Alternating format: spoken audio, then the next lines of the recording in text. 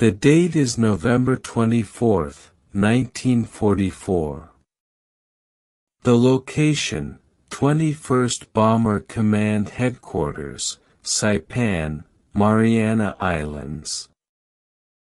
The mission briefing room fell silent.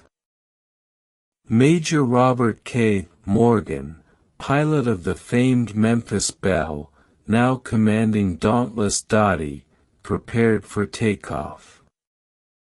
Brigadier General Emmett O'Donnell, Jr. would occupy the co-pilot seat as mission commander. Their target, Musashino Aircraft Engine Factory, Tokyo. The distance, a daunting 3,000 miles round trip. Fuel reserves, minimal. 111 B-29 Superfortresses would launch from newly constructed runways carved from Pacific coral. What none of them knew was that this single mission would begin the systematic destruction of an entire nation's ability to wage war. The Pacific War had taught American strategists that Japan's home islands were not just the enemy's final stronghold. They were its workshops. Destroy those workshops, and the imperial war machine would grind to a halt. The Boeing B-29 Superfortress program had consumed more resources than any other weapons system in American history. At $3.7 billion, it exceeded even the Manhattan Project's atomic bomb development. The investment represented a calculated gamble that strategic bombing could bring Japan to its knees without invasion. Japanese cities presented unique vulnerabilities. Unlike European cities built of stone and concrete, Japanese urban areas consisted primarily of wood and paper structures. Narrow streets, densely packed buildings, and inadequate firefighting equipment created conditions ripe for catastrophic fires. Industrial production was decentralized across thousands of small workshops embedded within residential districts. Strike the cities, and you would strike the war factories. General Henry Hap Arnold's vision for the 20th Air Force was revolutionary. For the first time in military history, a strategic bombing force would operate independently, reporting directly to the Joint Chiefs of Staff. Rather than theater commanders. The B-29s would function as America's third military service before the Air Force officially existed. The B-29 Superfortress stretched 99 feet from nose to tail, with a wingspan of 141 feet.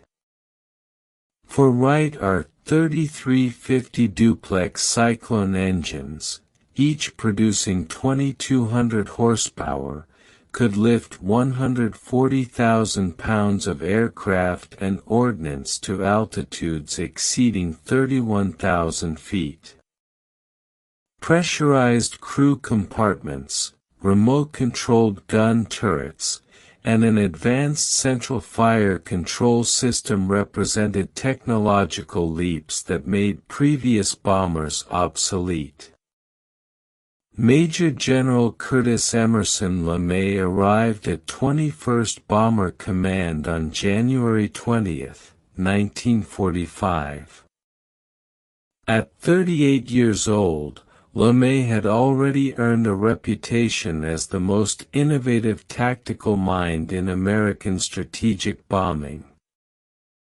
His efficiency reports from the European theater described him as ruthlessly competent and methodically precise in planning and execution. LeMay's childhood in Ohio had been marked by poverty and determination. He worked graveyard shifts at a steel foundry to pay for engineering courses at Ohio State University. That blue-collar work ethic combined with an engineer's analytical mind would transform strategic bombing doctrine. Each B-29 could carry 20,000 pounds of bombs.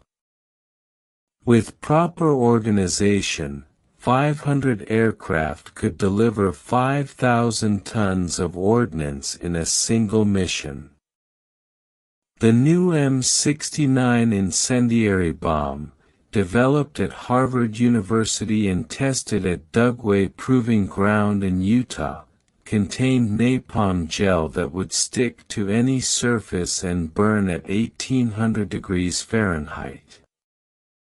Colonel Thomas Power, commanding the 314th Bombardment Wing, had studied Japanese construction methods extensively.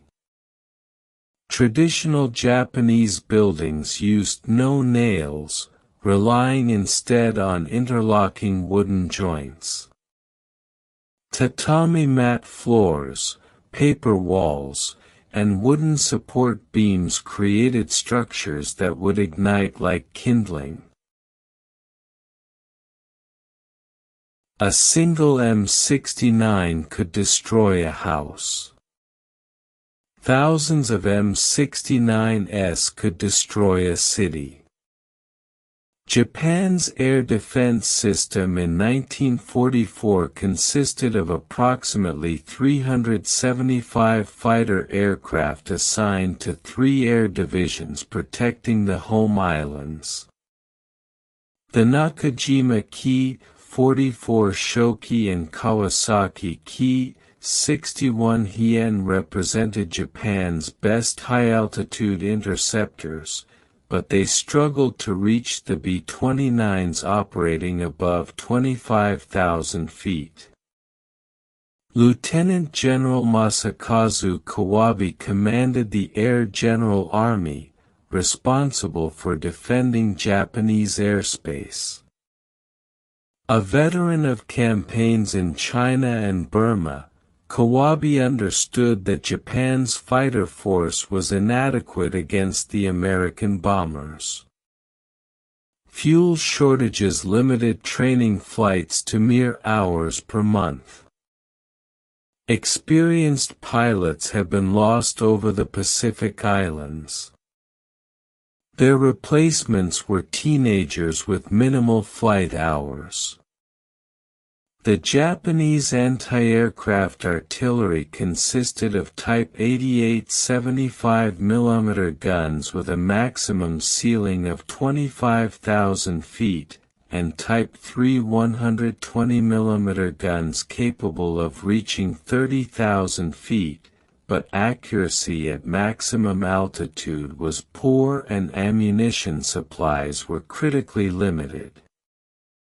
Tokyo possessed hundreds of anti-aircraft guns, the densest concentration in Japan, while most other cities had fewer than 100.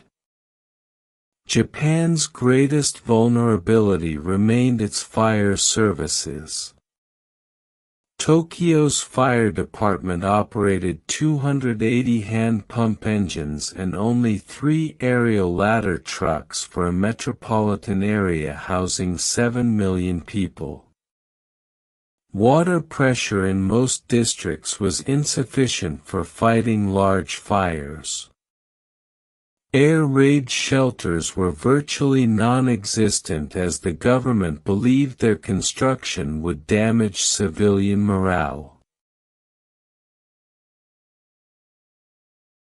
The November 24 attack on Tokyo achieved minimal results but revealed critical problems. Only 24 of 111 B-29s actually bombed the primary target. The others, fighting powerful jet stream winds, a phenomenon observed by Japanese meteorologists before the war but unexpected by Allied planners, scattered their bombs across the Tokyo metropolitan area.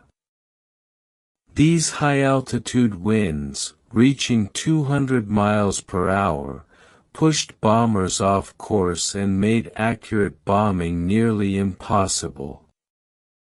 17 aircraft had to ditch or make emergency landings due to fuel exhaustion. Brigadier General Haywood Hansell persisted with high-altitude precision bombing through December and January. Results remained disappointing. Cloud cover obscured targets on most days.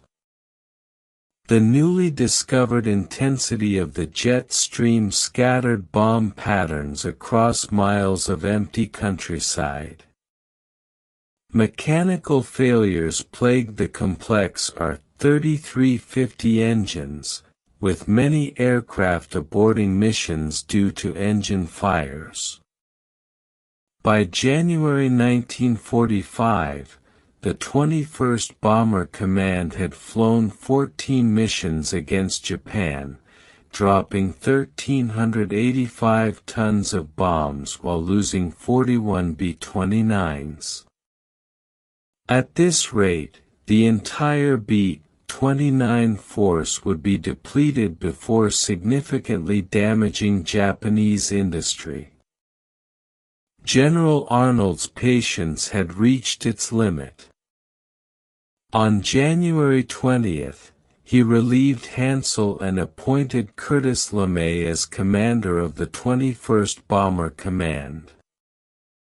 LeMay's orders were simple: produce results or face replacement. Arnold's health was deteriorating. He had suffered his fourth heart attack of the war, and he needed vindication for the massive B-29 investment before Congress questioned the program. LeMay spent 3 weeks analyzing every aspect of B-29 operations. He flew combat missions personally, sitting in the co-pilot seat to observe crew procedures and enemy responses. He studied weather patterns, Japanese industrial reports, and damage assessments from previous raids. His conclusion was revolutionary. Everything about American bombing tactics needed to change. On February 4, 1945, LeMay ordered his first experimental incendiary raid against Kobe. 129 B-29s dropped 159 tons of incendiaries and 13 tons of fragmentation bombs from high altitude. Results were promising but not decisive. Cloud cover had limited accuracy, but where incendiaries found their mark, entire city blocks burned.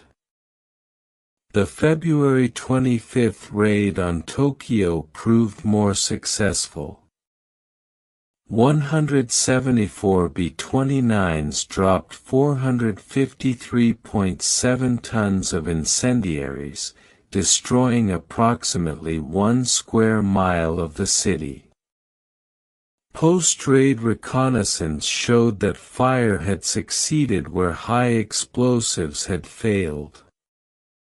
But LeMay knew these results were still insufficient. The breakthrough came from statistical analysis by the Operations Analysis section. Data revealed that B B-29 losses to Japanese fighters and anti-aircraft fire were actually lower at night and at altitudes below 10,000 feet. Japanese night fighters were virtually non-existent. Anti-aircraft guns were designed for high-altitude engagement and could not depress sufficiently to track low-flying aircraft. LeMay made a decision that shocked his staff. The B-29s would abandon their defensive armament except for tail guns. They would fly at night, individually rather than in formation, at altitudes between 5,000 and 9,000 feet. The weight saved by removing guns and ammunition would be replaced with additional incendiary bombs. Each aircraft's bomb load would increase from 5,000 to 12,000 pounds. March 9, 1945, 1735 local time. The first B-29 lifted off from North Field, Guam. Operation Meetinghouse had begun. 334 Superfortresses from the 73rd, 313th, and 314th Bombardment Wings would converge over Tokyo in the largest raid yet attempted. The target area measured 3 by 4 miles in Tokyo's Shitamachi district, containing an estimated 750,000 residents and thousands of small factories. Pathfinder aircraft from the 314th Wing arrived over Tokyo at 12:08 a.m. on March 10, flying at 5,000 feet. They marked the target area with M47 incendiary bombs, creating a flaming X visible from 50 miles away. The main force followed, dropping their bombs at intervals calculated to create overlapping fire zones. The M69 incendiary bombs functioned exactly as designed. Each 500-pound cluster broke apart at 2,000 feet, scattering 38 individual bomblets across a 500-foot area. The bomblets punched through tile roofs and ignited 3 seconds later, spraying napalm gel in 100-foot arcs. Within 30 minutes, hundreds of individual fires had merged into a general conflagration. Surface winds of 45 miles per hour, generated by an approaching cold front, transformed the fires into a firestorm. Temperatures at ground level exceeded 1,800 degrees Fahrenheit. The superheated air created massive updrafts that tossed B-29s like toys, forcing pilots to fight for control. Several aircraft returned with their aluminum skin surfaces warped from the heat. By dawn on March 10, 15.8 square miles of central Tokyo had been reduced to ashes. Conservative U.S. estimates placed the death toll at 83,793, though Japanese sources suggest the figure may have exceeded 100,000. Over 40,000 were injured and more than 1 million left homeless. It was the deadliest air raid in human history. The success of Operation Meetinghouse transformed American strategy overnight. LeMay immediately planned follow-up raids while his intelligence officers assessed the psychological impact on Japanese leadership. Radio intercepts indicated panic within the Japanese government. Emperor Hirohito personally toured the devastated areas, reportedly weeping at the destruction. On March 11, 313 B-29 struck Nagoya, destroying 2 square miles of the city.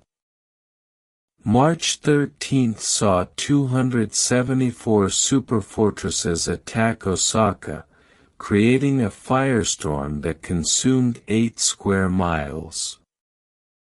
March 16 brought 331 bombers to Kobe, destroying 3 square miles.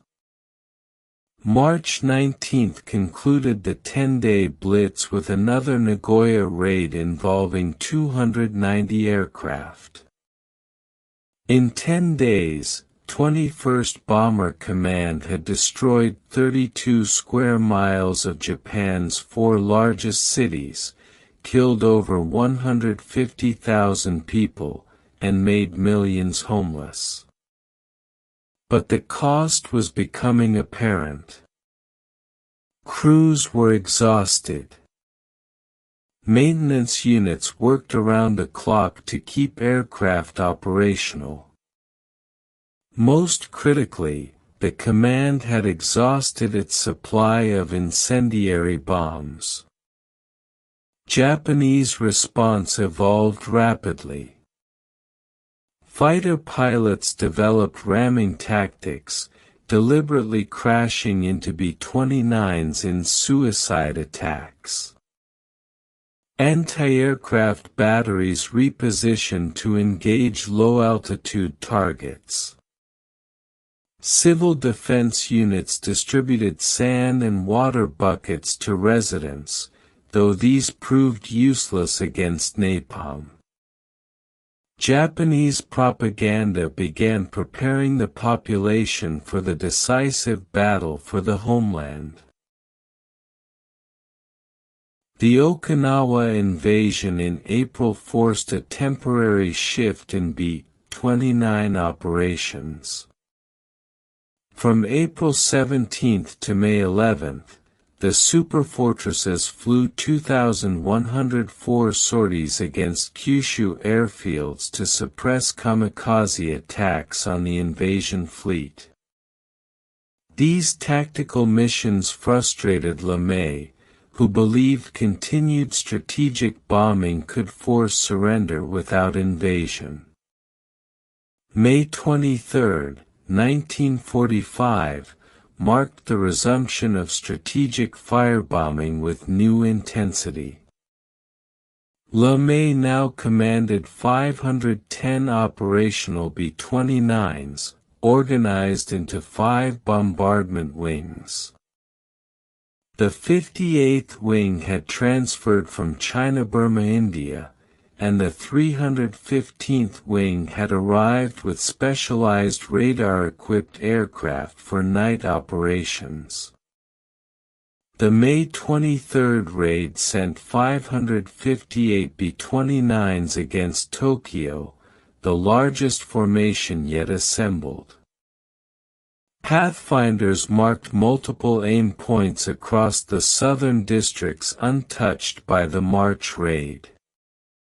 The bombers dropped 3,646 tons of incendiaries, creating multiple firestorms that merged into a single conflagration covering 5.3 square miles. May 25 brought the climactic raid. Nearly 500 to 600 B-29s returned to Tokyo, targeting the governmental district around the Imperial Palace. Though the palace itself was off-limits by order of Secretary of War Henry Stimson, the surrounding ministries and military headquarters were legitimate targets. The raid destroyed another 16.8 square miles, effectively eliminating Tokyo as a functioning capital. The sight of hundreds of superfortresses over Tokyo in daylight shattered Japanese morale. Pilot Tsuneo Hitoshi of the 244th Fighter Squadron later wrote, "We could only watch helplessly as they destroyed our city. There were too many to attack, like trying to stop a tsunami with your bare hands."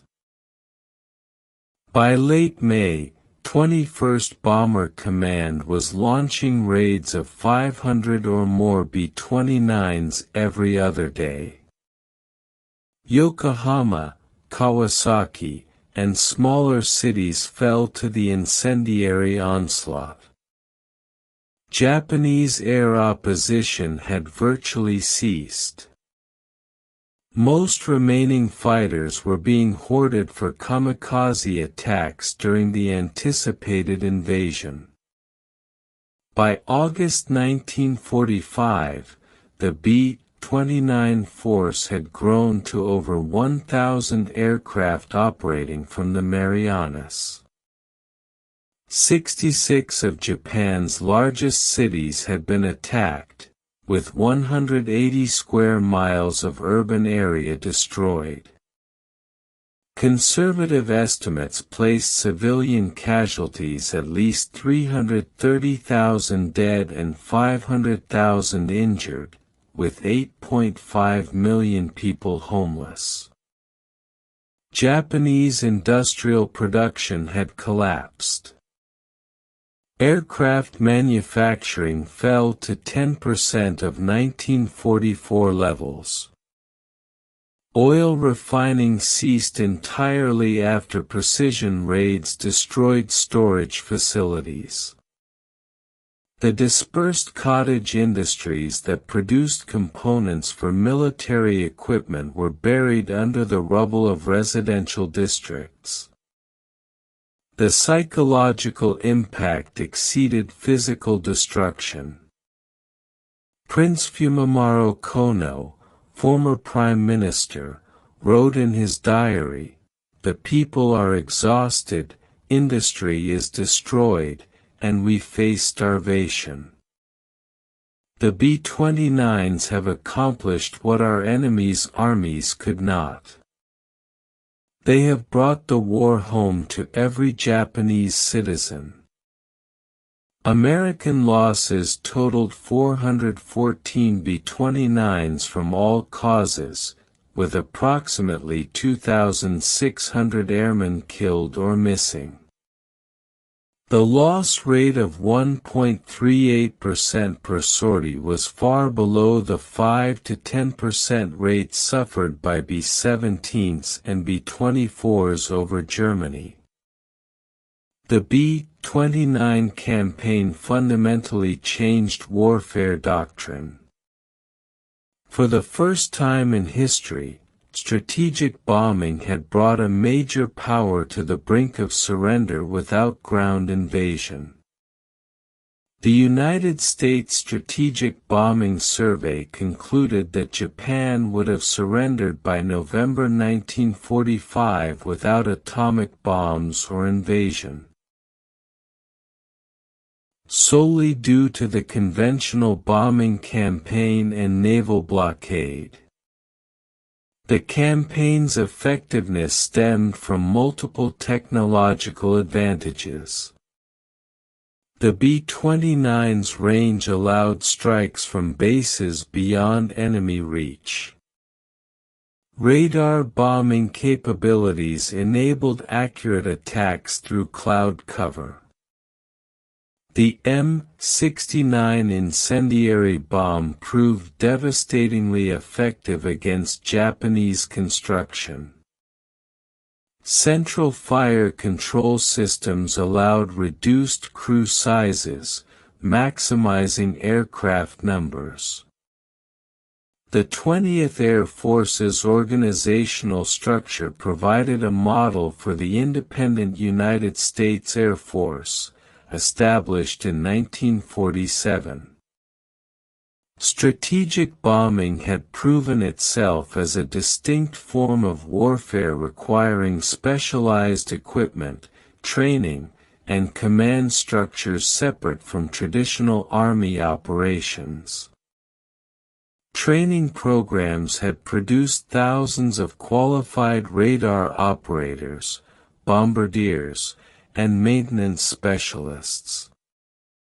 American naval schools were graduating new personnel at rates Japanese facilities could not match, creating cumulative advantages that increased over time. The B-29 campaign against Japan represented the convergence of industrial might, technological innovation, and strategic adaptation. American industry had produced the world's most advanced bomber. American science had developed incendiary weapons perfectly suited to the target. American strategists had adapted tactics to maximize effectiveness while minimizing losses. The transformation from Hansel's unsuccessful precision bombing to LeMay's devastating area attacks demonstrated the importance of tactical flexibility. Pre-war doctrine had emphasized high-altitude precision strikes against specific industrial targets. Reality forced adaptation to low-altitude area bombing that destroyed entire urban industrial complexes. The moral implications would resonate for decades. LeMay himself acknowledged, "If we'd lost the war, we'd all have been prosecuted as war criminals." The deliberate targeting of civilian areas marked a departure from earlier American bombing policy and established precedents that would influence nuclear strategy throughout the Cold War. The campaign validated Billy Mitchell's interwar theories about air power's decisive potential. Wars could now be won from the air, striking directly at an enemy's industrial base and civilian morale. This reality would reshape international relations and military strategy for generations. On August 6, 1945, a single B-29 named Enola Gay dropped the atomic bomb on Hiroshima. 3 days later, Bockscar delivered the second atomic bomb to Nagasaki. These specially modified silver plate B-29s represented the campaign's ultimate expression, a single aircraft delivering destruction equivalent to hundreds of conventional bombers. Japan surrendered on August 15, 1945. On September 2, as Japanese officials signed surrender documents aboard USS Missouri, 462 B-29s flew over Tokyo Bay in a final display of American air power. The formations stretched for miles, their shadows darkening the waters below. General LeMay received the Distinguished Service Medal for transforming the B-29 force into history's most effective strategic bombing campaign. He would later serve as Chief of Staff of the United States Air Force and Architect of Strategic Air Command during the Cold War. The B-29 continued serving through the Korean War, where they again demonstrated strategic bombing's effectiveness. The last operational B-29 was retired in 1960, but the aircraft's legacy endured. Every modern strategic bomber incorporated lessons learned from the Superfortress campaign against Japan. In the ruins of Tokyo, Osaka, and 64 other Japanese cities, concrete monuments mark areas destroyed by B-29 raids.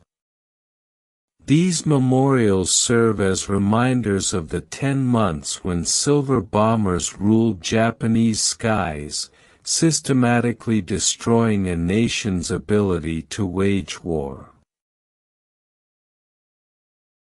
The strategic bombing campaign against Japan proved that wars could be won through air power, that industrial capacity could overwhelm military resistance, and that technology could provide decisive advantages in modern conflict.